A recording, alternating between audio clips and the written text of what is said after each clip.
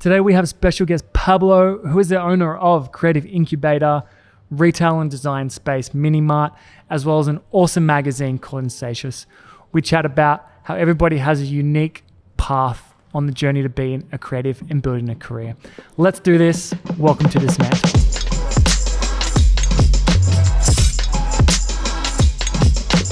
Welcome, Pablo, to Dismantle. Man, super pumped to have you here today, particularly because, man, when I came across your stuff, I feel like the concepts that you and I both talk about are super relative to what we're trying to do here. Right. Building up creatives, building a space and a community to explore a lot of the shit that we do without judgment and in a really free environment. So we'll talk about what that is in a minute and how that kind of came about. But even just before the show here, guys, we did talk a little bit about just sort of how we're going the day before we come and sit down. You mentioned that yesterday was really hard creatively. Good days and bad days, man. Yeah. Oh, like creative block's a thing, right? Yeah. Like, tell me about it. When you said that nothing was flowing, what did you mean by that? It's a funny one, but firstly, thanks for having me. It's been a long time since I had this one-on-one thing, and with all this gear, and it's fantastic. So everybody has good and bad days, and yesterday was one of them. I just woke up at 7 a.m, had a few things to do on the freelance sort of side of life, and in the shop, and kind of like juggling all these things. And oh man, I was hitting the screen. Like my head was hitting the screen in a way to speak that nothing was flowing. And you go for a walk, you go for a coffee, you go chat to your neighbor. Yeah. And is that what you normally like? Is that kind of strategies? Do you normally just sort of try and get some air? Try to detach from the electronics, I'd say, and just reconnect in whatever way you can. Jumping on the motorcycle, that's a big one. I know you have a motorcycle too. I dig that. But it's funny though, because I actually stepped out of my house and we share the sort of like the porch with my neighbor, and he's a programmer. He's a data visualization expert kind of guy, and he loved designing inside. And he was having a block too, man. Wow. We both came out of some like energy shared thing. And he was getting his $1 coffee, and I was going to the park and whatnot. But and sometimes he comes back. You're on a roll. That's why it's one of those crazy things I was telling people throughout the years, that as a creative, you don't really have the 9 to 5 thing. It doesn't really work that way. So you might just be looking at the ceiling for like 6 hours, and then in 1 hour you just kill this project. And then so I'm guessing it was just one of those days. Like there's a lot of that come from feeling like work sometimes. Like where did the creativity art form turn into work for you? When did that happen? It's funny though. I mean, let's roll back to the early days, because my old man is very academic. He just a scholar, as I say, lawyer, but when he was like 24 or something like that. And it's very logical. Yeah, very logical. He studied economics and stuff like that. Yeah. My brother's a chef. I'm a designer. My sister is a shaman, if you want to call it something. She lives in the mountains. So very creative. So in the beginning, my old man was like, "Oh, you gotta try to study something, by the book kind of thing." And I didn't want to do that. So anyway, I gave it a shot, and I did computer engineering, because I thought I was good with computers. I mean, I guess I was. Yep. Not in the level of being, engineer on that sort of sense. So back in the early 2000s, you sort of don't think you can make a living out of this. You're like so unstable. I wasn't thinking myself as an illustrator or as a designer of some sort. I mean, I don't know. I lacked a little bit of confidence, but I just went in. And then gradually, all these different facets that we're probably going to bump into later kind of like collide with each other. And you kind of say like, oh man, I actually, I'm loving this. So it was after you made the decision, like, I'm going to do this? Yeah. Well, here's an interesting thing. The brother of a friend of mine in school told me. I did 1 year of his engineering, computer engineering. And I said to the guy, man, that was a year wasted. I could have done all this design shit back in that year. And then he said, no, Pablo, no. That makes you sure now that you are not part of that world, man. Yeah. Take those lessons, even if it's how to use algebra and all that sort of stuff. But now you know for sure, man. So yeah, that's what right. if? That's a massive mindset shift, right? Like, it's from not a waste of time. It's a lesson. Like that happened for that reason. Exactly. Yeah. And after that, I was just that was in Argentina, where I'm from, and I was going to public university, and it was a bit rough. I remember my first assignments were like I did not have the money to print large format and all that sort of jazz. So I was doing some collage shit, thing. And then I was actually pretty good at it in many ways. And then eventually, kept on traveling back and forth, and I ended up here. Short story. Like, would you say that you're more of a technical creative or the kind of like visionary? I'd say visionary because I like linking what I do with things that happen to me and my friends and family. Just brainstorming. I like what visual communication is all about in a way. Like, is the message getting through? Is this person from this type of demographic or audience or culture will get it or not? And I love things that are witty, things that are quirky and whatnot. And that's the good thing about having a brain that speaks to you in Spanish and in English at the same time. Sometimes you just don't know what's going on in there, and then it just comes out. Yep.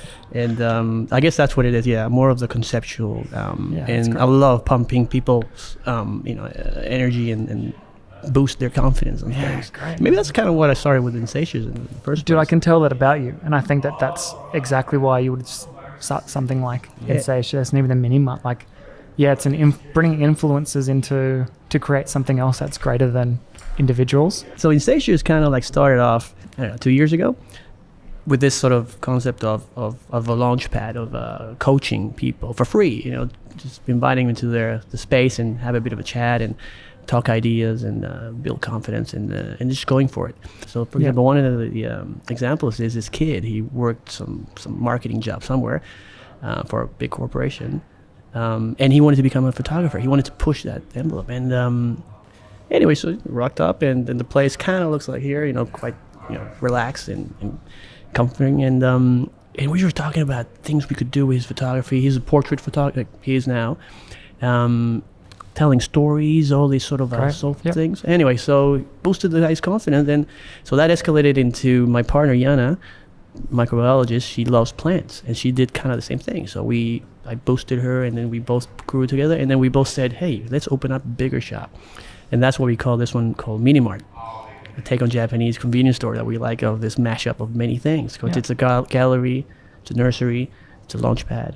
So like you're creating an experience in that shop where not only people can, I guess, feel and touch, but as an artist, you're kind of being able to tell a bit more of a story around it too, right? Yeah, man. There's times that we had shows going on, because we do all sorts of shows. And I remember this one, though. One of the girls that we have there, she makes candles. And we had a shop, people come to whatever show was going on, and then they end up buying stuff. And this girl makes candles. Yeah. And then this other girl was interested in buying one. I was like, do you want a meter? Turn around. She was behind me, hooked them up, and they started talking. Coming back to the commercial side of that too, I think there's an important lesson for artists as well. And I see this all the time with photographers. I have some amazing photographer friends, and their Instagram page is a portfolio of really beautiful images. And they tell me, okay, why aren't I getting business out of this? Why aren't I engaging with my audience?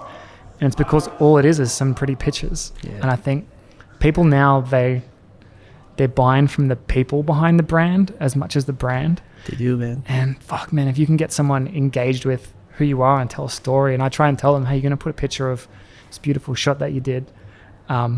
Awesome. Then tell a story behind it. Like, why did you capture that? What did you feel in that moment? Help people connect to that, because I think we're losing that as a society, and we're looking for things to empathize or get into that story as well. 100%, man. I agree. Going back to the branding thing, you said you're kind of into that. Yep. How can an artist or someone get into a field brand themselves and the artwork either exclusively or as one? Like, what are sort of some of the key concepts? You got to be, let's go poetic on this one. You got to be truthful to what you believe in what you're designing. If you have a brief, let's say hypothetically, somebody comes along and says, I need an image, I need a brand for my business. And then you can do the classic way of having a really abstract thing, but the most fun projects I've been involved in are the ones that you kind of like become. That's why I love working with startups. Become one of them and treat the project as your own thing. How you would like it to be. Like, there's one time I did this project for two brothers, and they're builders, and the initials are S and B. And anyway, so I was sketching things up, and I kind of made the S with playing with negative thing, kind of like blending with the B because of the brotherhood of them being brothers, bonded and working together. Anyway, long story short, we loved it until today. It was like 6 years ago. We talked about a month ago, and they're like, we still love the logo, man. Yeah, sick. So I guess you got to be truthful with what you're doing. Like, I think that is a key part, that authenticity, that being truthful to yourself. Yeah. You need to figure out what you do and don't like, Yeah. what inspires you creatively. Yeah. I think you need to work out what those values are of yourself through experience. And then there's sometimes where, I think that stuff's great lesson in doing work even when you don't feel like it. Yep. Like you said, your creative block, right? Yep. Like sometimes you can't sit around and go, oh, I don't feel creative today, so I'll just wait. Like, you have to fucking do work. And I think in life, a lot of people go, I don't feel like this today. I don't feel like getting up and going to the gym. Yeah. I don't feel like making those sales calls to clients. Sometimes you got to suck it up and do the shit you don't feel like. I agree, my man. I agree. I mean, I got colleagues of mine that are still doing things that I don't particularly think they love, but they're good at it. They became great at it, and then they're just doing it. And it's not you're not in a final destination. So I think wherever you are now, you can always shift and change and be agile. Like, it's not a forever thing. Sometimes it's okay, and I find this as a business owner as well. Sometimes just fucking sitting down and thinking for 4 hours is still working. Yeah. Like, part of that creative process isn't always pen to paper, paintbrush to canvas. Like, a lot of it is the thinking and the processing part of it. The experience as well, man. Yeah, absolutely. Yeah, you gotta hit some walls. And learning. And I think that's also, I think people feel guilty about doing that. Yeah. Sometimes they're not doing the work and they think, I haven't done anything, but the process is still part of the work. And I also think that people don't know how to charge for that now. Like, if you're a designer, if you're a creator, a marketer, you try and think to yourself, oh, it takes me about a day to do this, but it might take you longer. And thinking and advice and consulting and your ideas are worth something. Yeah. And you need to figure out what the value of that is and how to charge it to a client. Yeah, I agree, man. And there's also all these different types of personalities too, man. You do it your way and I'll do it my way. Yeah. 100%. Like in my case, I love meeting people all the time, no matter where it is. Yep. And then just breaking the ice. Sometimes I have to be the one carrying the hammer and breaking the ice. And it's fine with that. But I met designers that are more the quiet type. And, a lot of them are. Fucking fascinating work they do. But I'm not expecting them to be out there and loud and this and that. Absolutely. Tell me about the industry here versus somewhere like Argentina and South America. There's a lot of limitations for you to do. I wouldn't be able to do what I'm doing with the shop over there. I would be able to meet people and this and that, but like, for example, I went to a gallery opening. There's one every couple of months or something. The ones that we take for granted here in Surrey Hills or whatever. And people are like a little bit awkward about it. They just go like, oh, so is this beer free? And this and that. And I was like, so there's a lot of that happening. But I guess social media opens doors for them so they can kind of like do stuff from there. Here's an interesting thing though. I was trying to explain to my family and friends on there what I do here. Yeah. But because I've been doing it in English, I don't know the terminology in Spanish. Wow. I don't know what brand was in Spanish until like a few days. I was like, oh, it's called Merica. Oh, there you go. So, I don't know. Going back to the question, there's a lot of people doing what they love doing there. But like I said, I guess hooking up to what you said earlier about you don't do it, you don't start it because you think, for a fact you're not going to be able to make it work because you're kind of like projecting yourself way too forward. I think sometimes we tell ourselves excuses on why we can't do things and not necessarily build ourselves up into giving us the positive reinforcement that shit's actually possible. Yeah, man. Is that sort of like, how's that related to how you started a bit more of the coaching things? Like, what did you find out from creatives are the biggest thing that's holding them back? The lack of confidence in the sense of, because I mean, designing, being creative has always been a little bit of people go like, man, I'm not sure if I'm really good at it. Who's to say what art is good and not good? And we got a lot of people showing us their works, and it's hard to say, we're not taking this anymore or this and that. But I guess fear of rejection as well is a big one in the creative scene, because you're not doing math here, Yeah. You're not doing, it's not going to be two all the time. Subjective, right? Yeah, so you're going to be like doing shit, and then people will be like, that's fucking badass.